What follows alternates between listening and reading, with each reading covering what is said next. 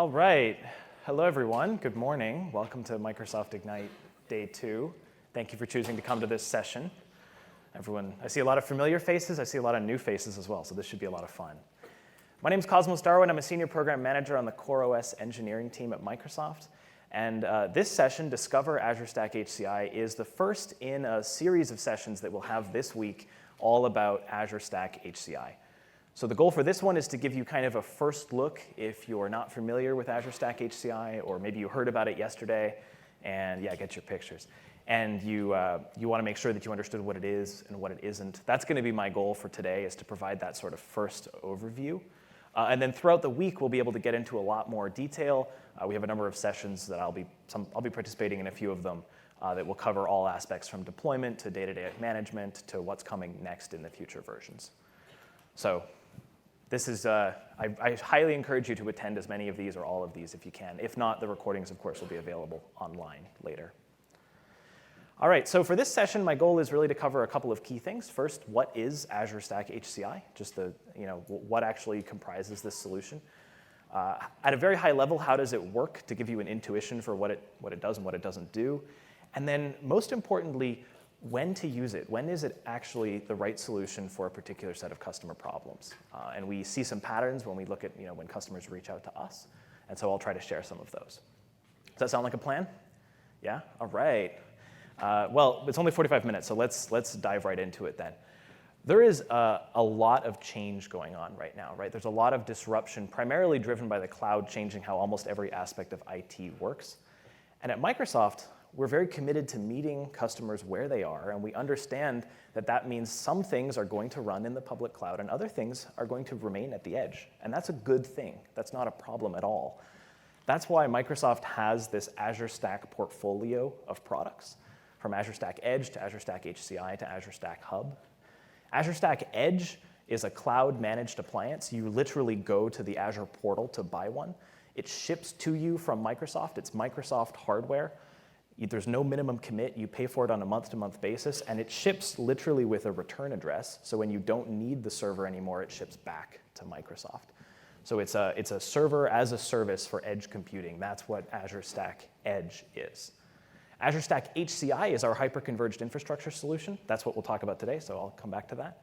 And then finally, Azure Stack Hub is a local instance of Azure in your data center. It runs a local instance of the Azure Resource Manager, ARM. You get a local instance of the Azure portal, and you can run not only IaaS, like virtual machines, but also a selection of PaaS services on Azure Stack Hub. Now, to deliver on that promise, it has a slightly higher minimum footprint, a slightly higher starting price, but really the capabilities that you get with Hub are unmatched in the market. There's nothing else like it. And this is Microsoft's portfolio of edge infrastructure for you, from Edge to HCI to Hub. And of course, this talk is going to be about that middle member, Azure Stack HCI. Azure Stack HCI is hyper-converged infrastructure. This is something we've talked about year after year, so I suspect many of you are familiar with the broad strokes of why HCI is so exciting and so important. We see this across almost every vertical and every geography. Organizations are moving from what we would have called a 3-tier architecture toward a more consolidated hyper-converged infrastructure, where you have industry standard x86 servers that bring their own storage. The local drives are pooled into a software-defined storage infrastructure, and where network appliances, things like a load balancer, are replaced with virtual appliances that run on those servers. For example, our software-defined networking offers a software load balancer. The advantages here are, I think, fairly obvious, right? With a smaller footprint, you save money, it's easier to operate. And that's why hyper-converged infrastructure is really, it's not about Microsoft, it's not about any vendor, it's a secular trend. It's becoming the normal way to deploy servers on premises. When you ask organizations, 54% of organizations with a data center modernization strategy expect that hyper-converged infrastructure is how they're going to do it. And that's reflected in the numbers. You can see the spending year over year on HCI is going up. Now, the good thing is the overall spending on data centers is actually going down, which is, I mean, we said HCI was going to save folks money, right? So you would hope that that's the case. But of the spending that is going in, a significant portion, and it's growing year over year, is going in for hyper-converged infrastructure. Okay, so what technologies actually comprise Azure Stack HCI? It's a solution that combines really 4 things. First, validated hardware from one of our industry partners. We have a reference architecture and a set of testing that the partners have to do to qualify as validated hardware. But these are servers that you get from your favorite OEM, whether it's Dell or HPE or Lenovo and a number of other partners as well. These are not Microsoft hardware. On that hardware, you install Windows Server 2019. This includes everything that you need for hyperconverged infrastructure, so that's Hyper-V, storage spaces direct, and software-defined networking. All of those technologies are best managed through Windows Admin Center. For several years now, we've been investing heavily in building a good management experience for that exact set of technologies taken together in Windows Admin Center. And using Windows Admin Center, you can connect out to Azure Arc and a number of other Azure hybrid management services. These are things that run in Azure but connect down to on-prem to enable you to do things that you couldn't otherwise do. So let's talk about each of these pieces, kind of a minute or two about each layer of this layer cake. In terms of the hardware, there are over 150 solutions that you can get Azure Stack HCI running on. These come from 20 partners covering every corner of the world. And I don't think the number on the slide really does justice to how much diversity this is. This gives you a little bit of a better idea. There is an immense variety of hardware to choose from with Azure Stack HCI because we know that infrastructure is not one size fits all.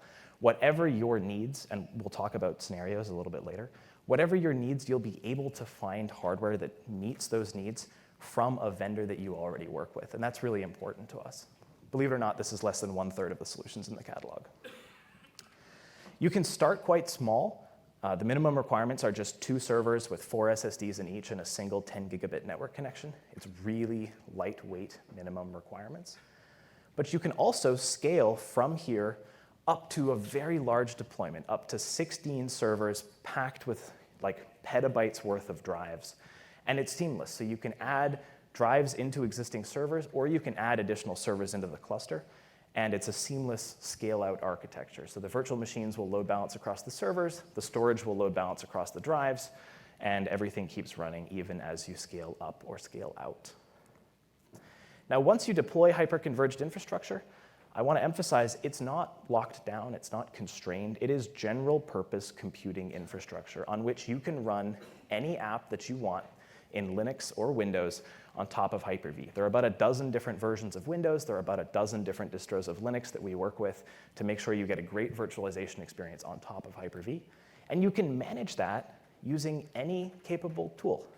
You're the administrator. You decide how you run the show. You can use Windows Admin Center. If you want to automate using PowerShell, you can do that. If you already have a large deployment of System Center Virtual Machine Manager and you want to use that, you can. You decide how you want to manage this general purpose virtualization infrastructure. Now you might wonder, how is this different than just a Hyper-V host, right? If I have a server and I run Hyper-V on it, is this any different from that? And the key difference is really the fact that the hyperconverged infrastructure has built-in high availability and resiliency for storage. And there's sort of 2 big pieces there. The first is that the software-defined storage will replicate any writes that you do to multiple locations. So the VHDX file for a VM will get sharded and then distributed across multiple servers. This means you can tolerate things like a server failure or a drive failure, even though you actually don't have any shared, like you don't have a SAN, you don't have a NAS, you don't need those. And then the second piece is, well, if one of these servers fails, the virtual machine can automatically move or fail over onto a different machine. And when it arrives, it will still have access to its storage because of the software-defined storage. So this is that core promise of resiliency that you get from hyperconverged infrastructure. This is what makes it like not just a Hyper-V server.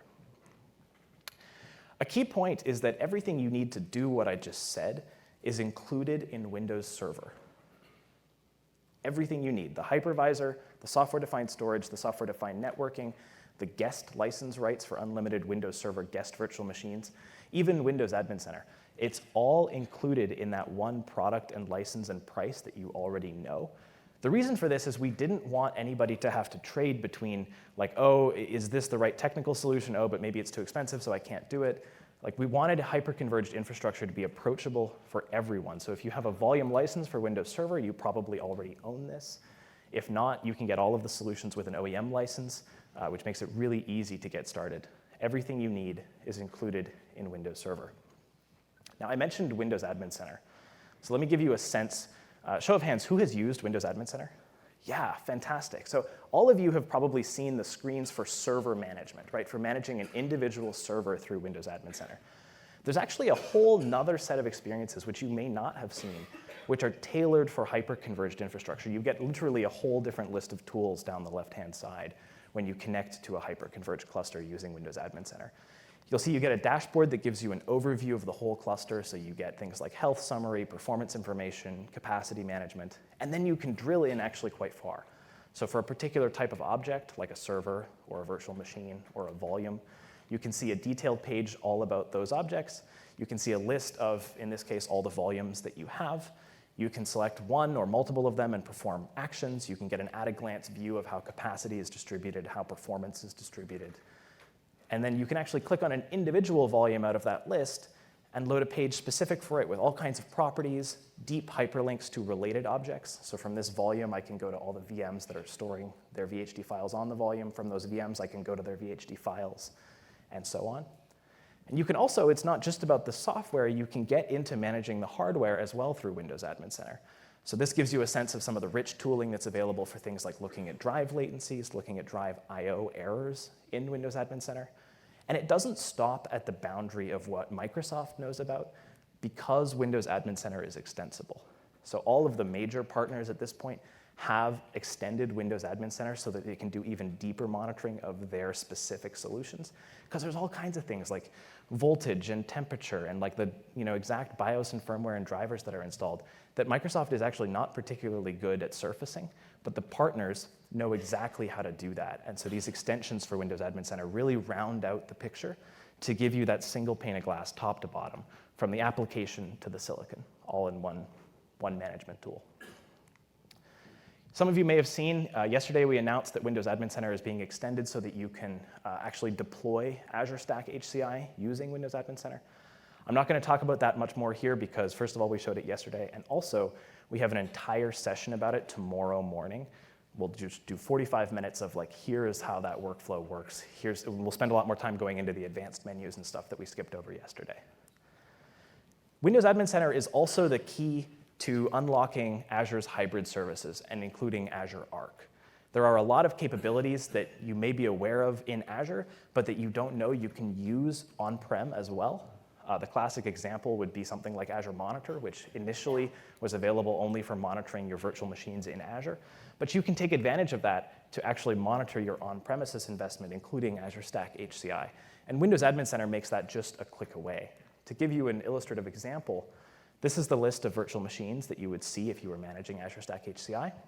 And there's a bunch of buttons here that are very like normal day-to-day lifecycle operations for virtual machines. You can start and stop, you can create a new VM or delete a VM.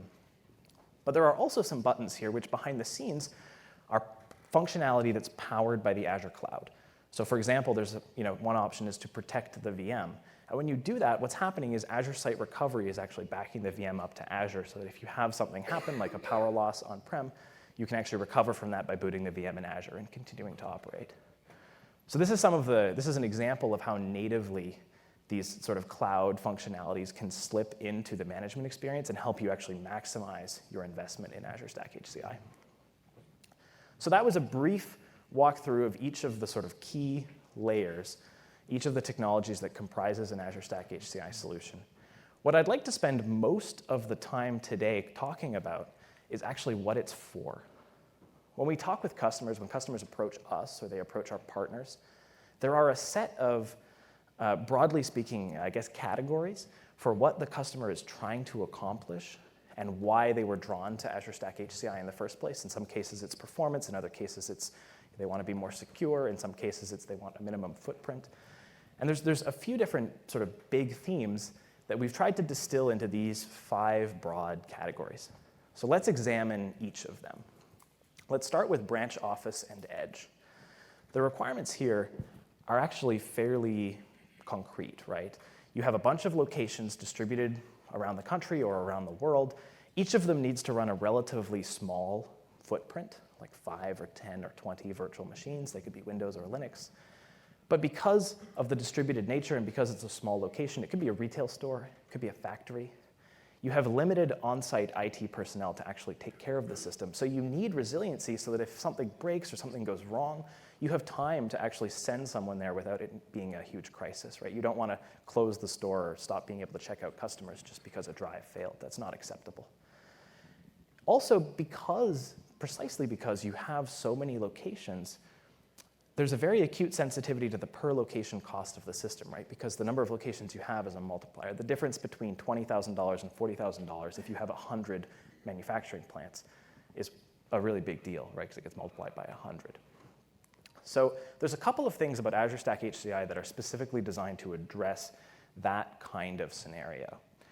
The first thing is, of course, to keep the cost down, to keep the footprint down. We wanted to make sure that rather than the practical minimum being 3 servers, which is typically the case with hyperconverged infrastructure, most other solutions, maybe they say they can do 2, but in practice there's a witness VM or there's some kind of a workaround where it's really a 3-server cluster.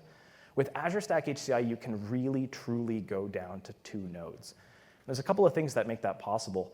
One of the interesting ones, I think, is our cloud-backed quorum technology, what we call Cloud Witness.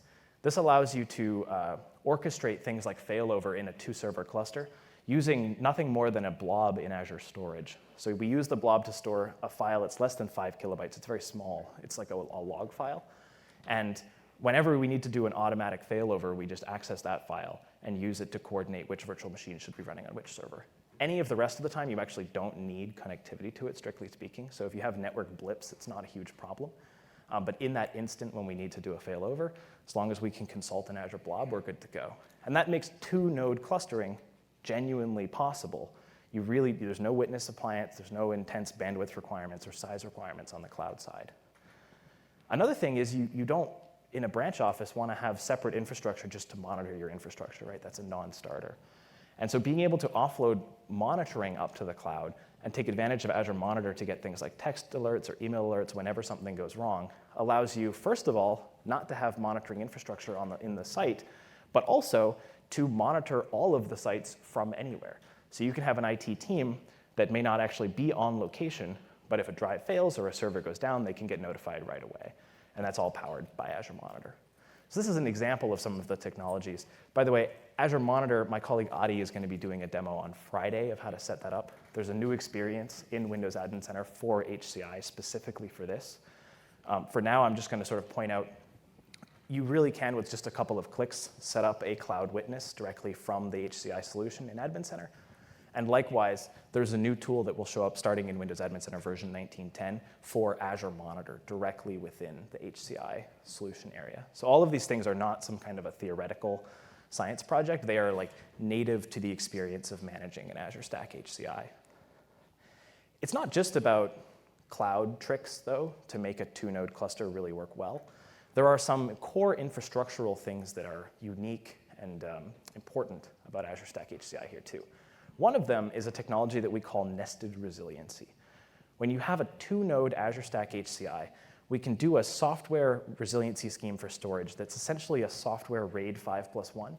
What that means is we're doing parity encoding within one of the nodes to create resiliency to a disk failure, and then also replicating all of that data over to the other side using essentially RAID 1 or mirroring. This means you can tolerate multiple failures in a 2-node cluster. So you can have a drive fail on each side. You can even have a server down and a drive fail, and everything continues to run. This is a capability that's not available on any other hyperconverged infrastructure, but it's critical to meeting what we just said were those branch office requirements, right? You need the resiliency, and you need it in a small footprint that has a low cost. And this is one of the really important pieces. So I mentioned earlier 150 solutions. Let me tell you about one of them that's particularly tailored for this exact use case.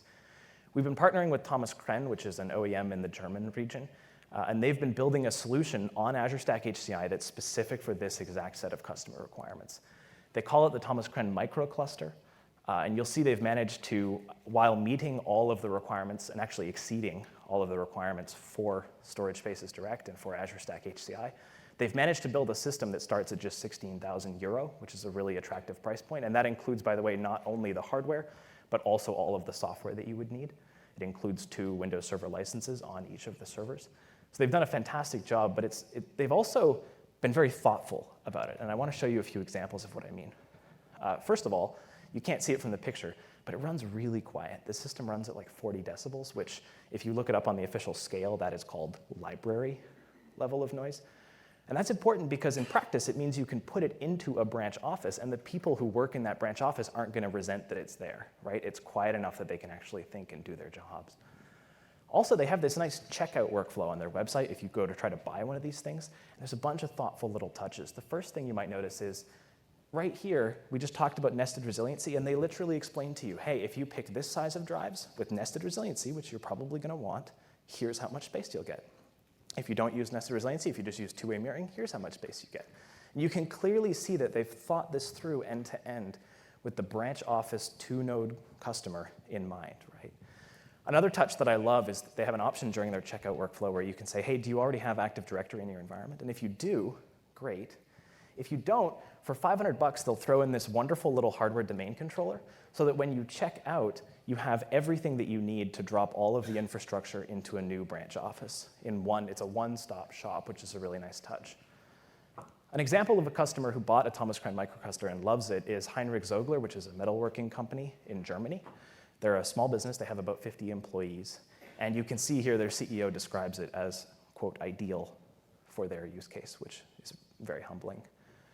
One of the cool things for industrial applications like this is that every industrial customer that we talk to not only has a bunch of existing applications that they need to run that are critical for their operations, but they also have ambitions of deploying new operations that take advantage of new technologies going forward. And using Azure Stack HCI, you can do that.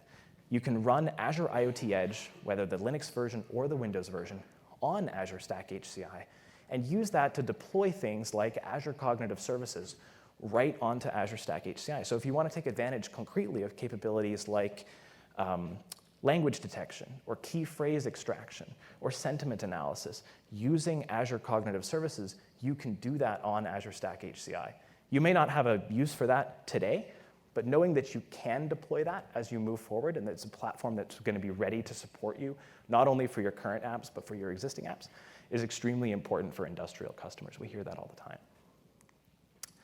So that was just one example, right, of the kind of use case where we believe Azure Stack HCI is a really attractive solution for customers. Let's talk about another one. We know that virtual desktop infrastructure is super important. Last year at Microsoft Ignite, we launched Remote Desktop Services 2019 alongside Windows Server 2019. And we've been working with Del-EMC to build solutions that are specifically tailored to running remote desktop on Azure Stack HCI.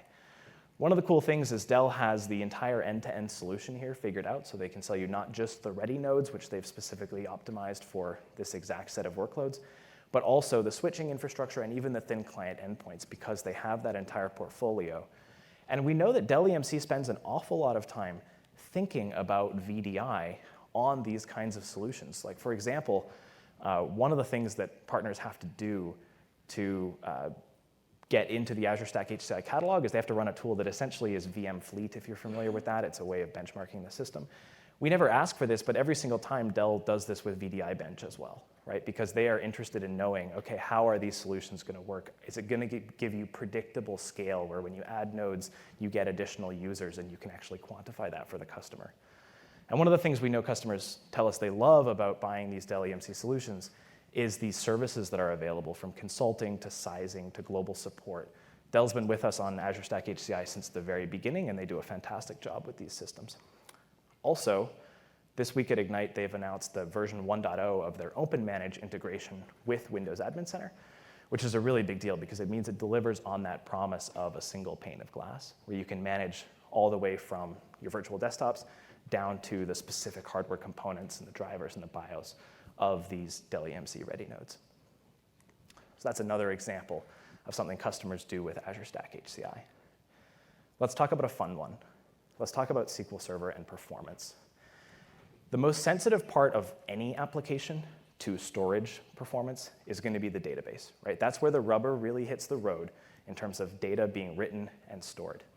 And so we know that customers come to us all the time saying, hey, I have a mission-critical set of SQL Server databases. It's really performance sensitive. Can I run that on Azure Stack HCI? We've had a focus with Azure Stack HCI on performance since the beginning. And there's really two big pieces that go into that. There's the hardware and the software. With Azure Stack HCI, we are committed to always supporting the latest hardware, whether that's RDMA networking, remote direct memory access, or persistent memory, or NVMe SSDs, or the latest Gen 2 Intel Xeon Scalable processors, or the latest AMD EPYC processors. Azure Stack HCI is consistently on the leading edge of hardware innovation, and we have an obsessive approach to making sure that our software stays out of the way. We don't have a controller VM. It's not like every I/O needs to go up through some sort of a controller. It is a kernel-embedded architecture. Everything is built right into the hypervisor so that you get the maximum performance that you should expect from the hardware that you've bought. Now, in years past, we've showed some huge numbers. For example, last year we did a demo with over 10 million 4K random IOPS to an Azure Stack HCI cluster. But we know that it can be kind of difficult to relate these like micro benchmarking exercises to a real workload. Like, how does this actually translate to you if you're deploying SQL Server? So this year, we teamed up with our good friends at Lenovo to design a solution specifically for running Microsoft SQL Server on Azure Stack HCI. This is that solution. It's the Think Agile MX certified node based on the SR650. It has the latest Intel Xeon Scalable Gen 2 processors and Intel Optane NVMe, the P4800X, as cache. And we wanted to do some benchmarking with this system to really show you what we're talking about. Now, we know that customers more and more run SQL Server in virtual machines. And so we decided to test using a methodology that would map directly to what you do. So on each of these servers, we deployed Windows Server 2019, and then we deployed 2 virtual machines also with Windows Server 2019. We installed SQL Server 2019, and we used HammerDB to run a realistic TPCC-like workload against a 450 gigabyte database in each of the servers. Everyone's with me so far? Now, the nice thing about performance with Azure Stack HCI is you can have as much of it as you like. It scales in a really predictable and linear way. With 4 of these Think Agile MX certified nodes running that workload, we got over 300,000 batch requests per second. Now, if you're a SQL Server administrator, you know that that is a wild number that looks an order of magnitude off from what you're used to thinking about with your SAN or NAS. If you're not, talk to your DBA and they'll tell you that that's bonkers. But that's just with 4 nodes. What if you want more? With 8 nodes of this solution from Lenovo, you can get over 700,000 batch requests per second. Again, this is not some kind of a goofy micro benchmark. This is TPCC-like workload with a mix of transactions. Some of them are reads, some of them are writes. Every transaction corresponds to a number of I/O behind the scene. What if you go up to 12 of these nodes? You can get, as you might expect, over 1 million batch requests per second. Yes, I see you there with the camera here. Let me give you a bigger version of the number. There you go. Over 1 million batch requests per second on Azure Stack HCI. What do you guys think? Pretty good, right? Let me tell you why this matters. It's not because you have one database that needs to do 1 million transactions per second. We know that that's not the case. Let me give you an example using a major hosting company in Norway. They're in central Norway. They're a service provider. They provide billing and accounting solutions for their customers in the region. They're mostly agricultural customers. It's literally the farmers in the heartland of Norway. And it turns out that to support this large customer base, this service provider runs over 285,000 SQL Server databases. Now, previously, that took 8 racks in their data center. It was 14 clusters with Windows Server 2012 R2 with SAN storage. And the challenge with trying to consolidate that is if you try to run those databases on fewer servers, each server needs to provide incrementally more I/O.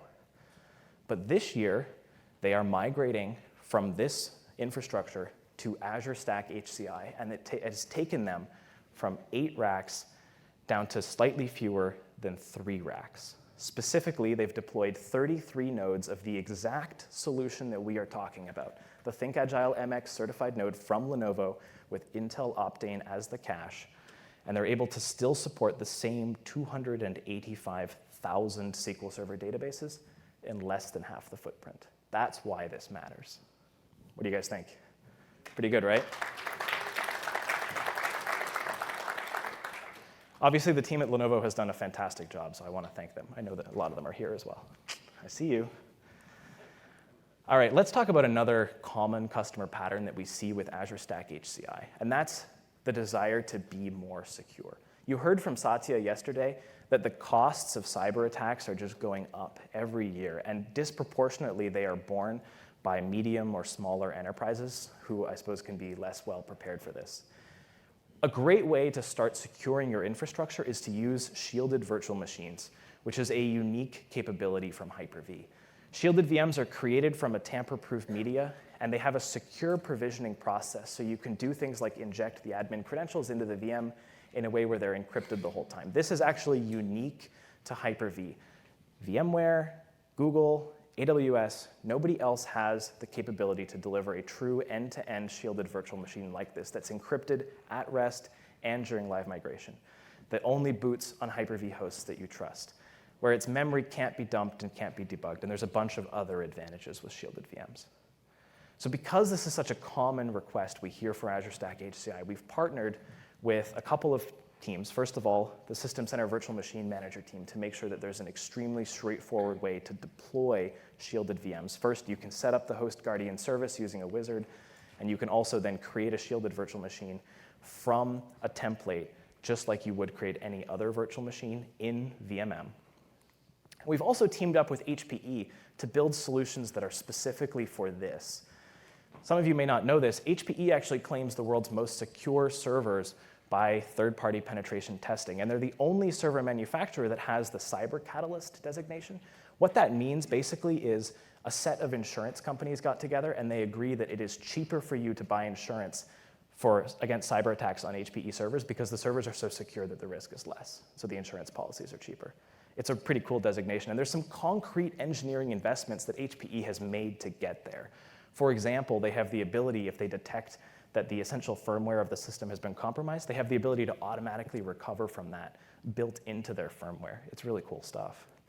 Those capabilities are available across their entire lineup of ProLiant, Apollo, and Synergy servers, all of which are validated for Azure Stack HCI.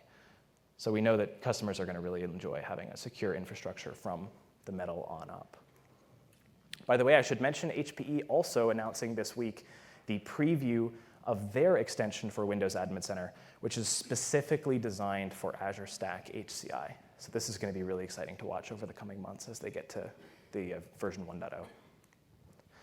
All right, let's talk about the final broad category of customers here. And this one is near and dear to my heart because it's scale-out storage. We hear all the time that customers want to do bulk storage or archival storage or have a backup target based on the software-defined infrastructure that's in Azure Stack HCI. Now, when you're doing that, the name of the game is how much storage can you get per dollar? And economics dictates that even with all of the advances we've had in the last few years, you are going to be using hard disk drives to get that done. Even where we are today, it's still about 10 times cheaper in terms of dollars per gigabyte to use hard disk drives. But to make HDDs work in this kind of a scenario, there's a few technologies that you need. First of all, if it's a backup target, you're going to want to be able to absorb and ingest data from a backup job very quickly, right? You're going to need high throughput data ingest at peak times. And there's a few technologies in Azure Stack HCI specifically designed to make that work. The first is we have a built-in read-write cache that uses SSDs to provide accelerated I/O for the hard disks. This means you can absorb a fairly large set of writes and then destage them. And there's also mirror accelerated parity, which is a technology that allows us to absorb writes into a mirror tier, which is computationally very cheap. You just write the data multiple times. And then gradually, after the backup job is done, amortize all of those erasure coding over a longer window of time when CPU is actually not as much of a premium. Once you've ingested the data, you need to be able to store it for the long term. And there's a set of technologies that make that possible in Azure Stack HCI. The first is erasure coding so that you can maximize capacity efficiency. It's actually more than twice as capacity efficient to store data using erasure coding at scale than it is to store it using three-way mirroring. So this is super important in terms of that dollars per gigabyte. Also, if you're going to be storing petabytes and petabytes of data on hard disk drives, you need to be able to defend against bit rot. If you have a bit flip, you need to be able to seamlessly detect it and correct it, and that is built into Azure Stack HCI. And finally, there's no sense in storing multiple copies of the same information. And so deduplication and compression can really go a long way in helping maximize the usable capacity in a scenario like this. By the way, these technologies are not just like some kind of a theoretical feature that's difficult to use. They are literally a rocker switch away in Windows Admin Center. So if you navigate to the page for a particular volume, you can, for example, turn on deduplication and compression just by clicking a rocker switch. It's really quite straightforward. The final capability, right, is ideally you want this storage to be bottomless. If you are archiving data and that data set is liable to grow sort of indefinitely, wouldn't it be great if you could tier the coldest data, the data that you've least recently used, up into cloud storage, where the economics in terms of dollars per gig are frankly unbeatable? And that's why we have an integration with Azure Stack HCI with Azure File Sync to enable you to do that. Azure File Sync, I'm sure you're getting the theme, can be configured directly from Windows Admin Center. It is, as always, just a click away. We've been partnering with our friends at DataOn to build solutions that are specifically for these customers, and I think you'll see how much of a good fit they are. DataOn has an impressive lineup of ultra-dense storage solutions that are specifically designed for Azure Stack HCI, and they take advantage of something that's actually quite unique about Azure Stack HCI within the hyperconverged infrastructure market, and that's that we support external JBODs. You can have drives directly connected into servers, or you can add additional drives into a second enclosure and then connect that to the server, and that's possible as well. So you'll see this ranges from the mid-hundreds of terabytes per server up to over a petabyte of capacity per server, and that's just using 14 terabyte drives. The 16s are coming, and then 18s are coming after that. The density here is really unbelievable. If you look on the far right side of the slide, you'll see there's over 100 3.5-inch drives in a 4U enclosure. Let me give you an example of a customer who took advantage of this capability. The Canadian Museum for Human Rights is the first museum in the world that's solely dedicated to human rights, and a part of their charter is that they take oral histories from human rights activists and human rights victims, and they're actually required to store them forever. So these testimonials are often like 4K video that's uncompressed. It can be several hours long, and the museum's only been open for a couple of years, since 2014, and they already have over 2 petabytes of these videos, and they have to store them forever. It's their charter. So earlier this year, the Canadian Museum for Human Rights deployed these exact solutions that we just talked about from DataOn, running Azure Stack HCI, to store all of this bulk storage of data that they have, and to be able to have a path towards storing even more of it in the future. And you can see here we have a quote from Christopher Rivers, who was their director of IT, saying it was far more affordable, potentially about 4 times more affordable, than if he had tried to accomplish the same thing using SAN storage. So that's the set of sort of broad customer use cases that we see for Azure Stack HCI. And by the way, this isn't just me signposting in PowerPoint. This is like built into the catalog experience for Azure Stack HCI. So if you go, you'll see as of yesterday, there are now these use cases along the bottom, and you can filter solutions specifically based on the use case that you are interested in. So for example, if I look at solutions that are optimized for bulk storage, you'll see here that we find the DataOn solution we just talked about that has that very high density. Also, we know that there are additional workloads that customers are interested in running on Azure Stack HCI, and we are working with our partners to develop solutions that are tailored for running Kubernetes on Azure Stack HCI. You won't see that in the catalog just yet, but it is coming, so stay tuned for that.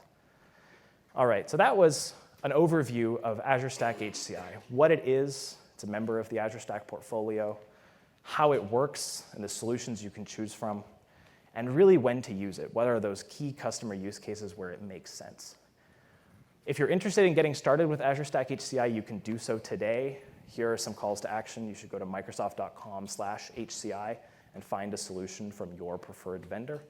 And if you like some of what you heard today, which I hope you did, then I encourage you to attend those other sessions throughout the week where we'll be able to get into each of these things in quite a bit more detail, going through not only deployment, but also our roadmap for Hyper-V, our roadmap for software-defined storage and networking, and some specific sessions around things like remote office and branch office. All right, thank you guys very much. I hope you enjoyed this.